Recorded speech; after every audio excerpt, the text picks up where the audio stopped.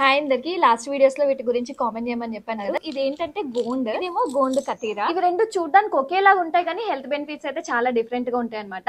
గోండ్ వచ్చేసి నల్ల తుమ్మ చెట్టు జిగురు నుండి వస్తుంది. ఇది ఎండిపోయిన తర్వాత క్రిస్టల్ లాగా ఫామ్ అవుతుంది. ఇది వచ్చేసి ట్రగాకన్ చెట్టు నుండి వస్తుంది అనమాట. దీన్ని బాదం పిజిన్ అంటారు, లేకపోతే ఆల్మండ్ గమ్ అంటారు. ఈ వీడియోలోనే గోండ్ కతీరాని ఎలా వాడాలనేది చూసేద్దాము. ఒక 3 to 4 క్రిస్టల్స్ అయితే ఇవి తీసుకొని 1:4 రేషియోలో వాటర్ పోసి సోక్ చేసి సరిపోతుంది. జస్ట్ ఇది 2 hours లోనే సోక్ అయిపోతుంది. గోండ్ సోక్ అయిన తర్వాత మనకి ఈ విధంగా అయితే కలర్ వస్తుంది. ఈ గోండు వాటర్ అయితే మనం డైరెక్ట్ గా తీసుకోవచ్చు. మనకి గోండు కట్టిరా నానడానికి 5 to 6 hours అయితే పడుతుంది. కొంచెం వాటర్ అయితే ఎక్కువ అబ్జర్వ్ చేసుకుంటుంది అనమాట. చూడడానికి అయితే గోండు కట్టిరా జెల్ లాగా కనిపిస్తుంది. చూసారు కదా, ఈ విధంగా అయితే వస్తుంది. ఇది జెల్ లాగా ఉంటుంది కాబట్టి డైరెక్ట్ గా తినడానికి ఇష్టపడరు చాలా మంది. సో అలాంటప్పుడు పాలు గానీ పెరుగు గానీ ఏదైనా స్మూతీస్ డైరెక్ట్ గా బ్లెండ్ చేసుకుని వేసుకుంటే స్క్రీన్ మీద అర్జున్ ఫార్మ్స్ ఆఫీస్ నెంబర్ అయితే ఇస్తున్నాను. ఆర్డర్ కోసం తప్పకుండా వాట్సాప్ చేయండి. చాలా మంది కాల్స్ చేయడం వల్ల మేము రెస్పాండ్ కాలేకపోతున్నాము. వాట్సాప్ చేస్తే కొంచెం లేట్ అయినా కూడా తప్పకుండా రెస్పాన్స్ ఇస్తాం. Thank you.